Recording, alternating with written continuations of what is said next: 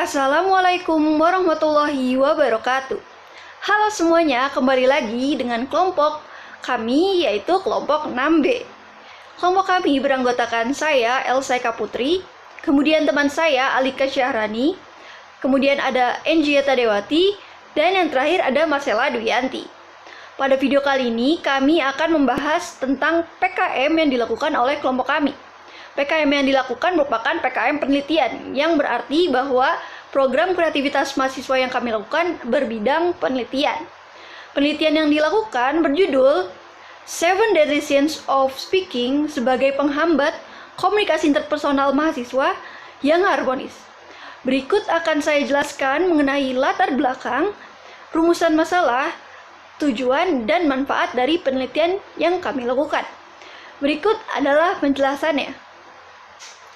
Komunikasi selalu menjadi kebutuhan yang paling penting bagi setiap manusia sampai kapanpun. Ketika kita menjalin sebuah interaksi yang baik, maka tentu di dalamnya terdapat komunikasi interpersonal yang dilakukan secara efektif.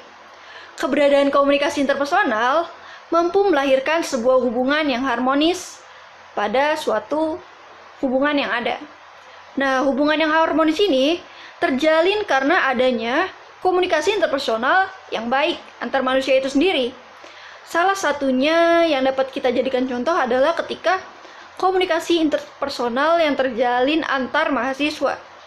Nah, melalui hubungan yang harmonis ini, mahasiswa dapat mengenal, berbagi informasi, bertukar pikiran, atau menjalin hubungan dengan mahasiswa lainnya.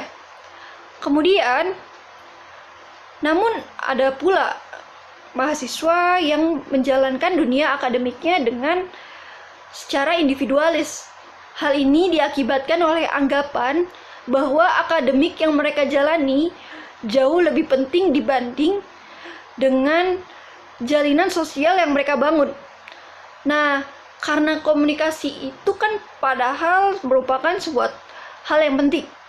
Padahal dengan kita membangun hubungan ini sama pentingnya dengan ketika kita mengejar akademik.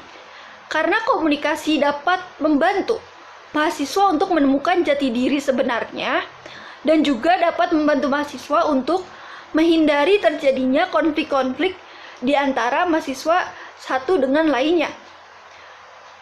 Kemudian penjelasan latar belakang berikutnya akan dijelaskan oleh teman saya lainnya. Berikut adalah lanjutannya. Perkenalkan, nama saya Anggita Dewati Putri, nomor hadir 06. Saya akan melanjutkan pembahasan dari rekan saya. Menurut Chaplin 1997, sebuah perilaku memiliki dua makna. Pertama, perilaku dalam arti yang luas ditafsirkan sebagai sesuatu yang dialami seseorang. Kedua, perilaku diartikan dalam arti yang sempit, yaitu sesuatu yang mencakup reaksi yang dapat diamati. Sedangkan menurut Gibson 2007, perilaku dalam seluruh tindakan yang dilakukan seseorang atau tindakan yang menunjukkan tingkah seseorang dan tindakan tersebut dapat diamati. Oleh karena itu, tingkah laku baik dan buruknya seseorang akan mempengaruhi individu yang lain karena perilaku dapat diperhatikan oleh sesama mahasiswa dalam lingkungan yang sama. Komunikasi antar pribadi menjadi sebagian besar komunikasi yang dilakukan oleh manusia. Seorang ahli menjabarkan pengertian komunikasi antar pribadi sebagai proses pengiriman dan penerimaan pesan antara dua orang atau kelompok kecil orang dengan beberapa efek serta umpan balik dalam waktu yang cepat. Situasi ini dijumpai dimanapun, baik secara di lingkungan keluarga, pekerjaan, bahkan di lingkungan akademik yang dilakukan oleh mahasiswa. Dengan komunikasi antar pribadi ini dapat membuat orang menjadi tidak terasing serta terisolasi oleh lingkungan di mana ia berada. Jenis komunikasi ini juga dianggap sebagai yang paling efektif dalam hal mengubah sikap, perilaku, serta pendapat seseorang karena sifatnya berupa percakapan dan arus balik yang bersifat langsung. Menurut De Vito, 2012, efektivitas komunikasi interpersonal dimulai dengan mempertimbangkan 5 kualitas umum. 1. Empati. 2. Sikap mendukung. 3. Keterbukaan. 4. Sikap positif, dan 5. Kesetaraan. Sikap positif menjadi salah satu kualitas yang amat dipertimbangkan. Sikap positif akan hadir ketika kita meninggalkan hal-hal negatif yang ada. Sikap positif dalam komunikasi, menurut DeVito mencakup dua hal. Pertama, menstimulus lawan bicara secara positif. Perilaku menstimulus yang dimaksud adalah menjelaskan betapa pentingnya lawan bicara dan menghargai keberadaannya. Stimulun atau dorongan ini melingkupi dorongan positif dan dorongan negatif, yang diciptakan secara verbal ataupun nonverbal. Dan kedua, menyatakan hal positif. Komunikasi terjalin jika baik sikap positif terhadap diri dimiliki oleh komunikan maupun komunikator. Saya Marcella Dianti akan melanjutkan pembahasan dari rekan saya. Menurut Oswald tahun 2009, terdapat dua energi yang terkandung di dalam pesan komunikasi yang disampaikan oleh seseorang. Energi tersebut terdiri dari energi tinggi yang berkaitan dengan hal positif dan energi rendah yang berkaitan dengan hal negatif. Hal positif tersebut berupa kegembiraan, cinta, kesuksesan, dan hal positif lainnya. Dengan komunikasi yang memiliki fokus pesan pada hal baik, maka tanpa sadar kita menciptakan suasana baik. Sedangkan hal negatif yang dimaksud dalam energi rendah adalah segala hal yang berkaitan dengan emosi negatif yang dimiliki seperti rasa sedih, bersalah, dan hal negatif lainnya. Perasaan kurang gembira dapat ditimbulkan akibat dari pembicaraan yang berisi pesan komunikasi berenergi rendah.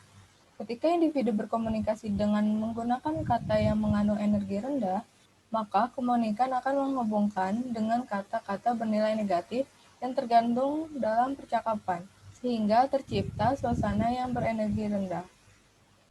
Menurut Tubbs tahun 2000, komunikasi yang efektif adalah ketika pesan yang diterima oleh komunikan memiliki makna yang sama dengan yang dimaksud oleh komunikator, dan dari komunikasi tersebut diharapkan adanya sebuah hasil.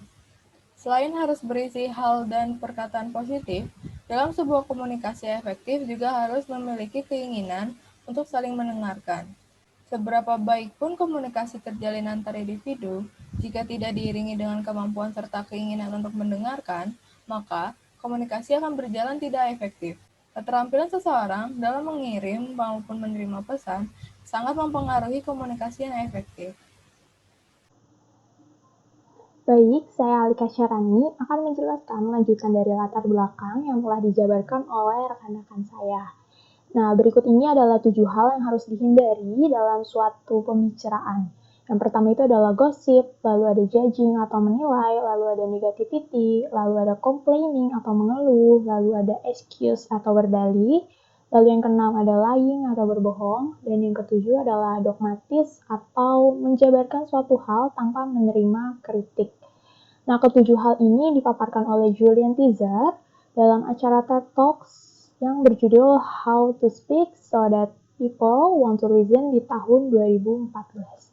Dilansir dari laman resmi TED.com, Julian Teaser adalah pendiri dari sebuah agensi yang bernama The Sounds Agency.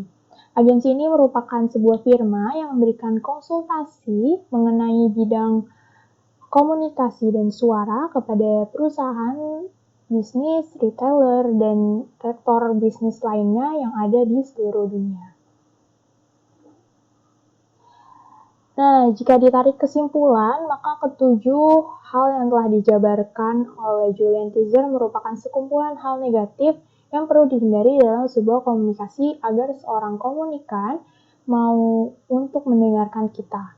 Jika di dalam suatu pembicaraan terdapat rasa saling ingin mendengarkan, maka komunikasi dapat berjalan dengan baik. Ketujuh hal negatif yang perlu dihindari dalam sebuah komunikasi tadi diistilahkan oleh Julian Teaser sebagai 7 deadly sins of speaking. Nah, berdasarkan seluruh penjelasan yang telah kami jabarkan tadi, kami sebagai penulis penelitian ini memiliki minat untuk meneliti terkait bagaimana 7 deadly sins of speaking dapat berperan sebagai sebuah penghambat dalam menjalin komunikasi intrapersonal yang harmonis antar mahasiswa. Nah, untuk pertanyaan penelitian pada kali ini adalah Bagaimana Seven Deadly Sins of Speaking menjadi penghambat dalam komunikasi interpersonal yang harmonis antar mahasiswa? Nah, tujuan penelitian kali ini ya sudah pasti untuk menjawab pertanyaan penelitiannya, yaitu mengetahui Seven Deadly Sins of Speaking menjadi penghambat dalam komunikasi interpersonal yang harmonis antar mahasiswa. Untuk manfaat penelitian kali ini terdapat dua manfaat, yaitu manfaat penelitian akademis dan manfaat penelitian praktis. Dalam manfaat penelitian akademis, secara teori hasil penelitian ini dapat mengembangkan informasi, wawasan, serta pengetahuan di bidang ilmu komunikasi, terutama mengenai Seven Deadly Sins of Speaking dan komunikasi antar pribadi. Dan untuk manfaat penelitian praktisnya, hasil penelitian ini dapat dijadikan sebagai acuan dalam pengetahuan bagi para praktisi, terutama mengenai Seven Deadly Sins of Speaking dan komunikasi antar pribadi. Nah, sekian penjelasan kami mengenai Project 2 PKM penelitian kami. Semoga apa yang kami paparkan dapat cukup jelas. Terima kasih. Wassalamualaikum warahmatullahi wabarakatuh.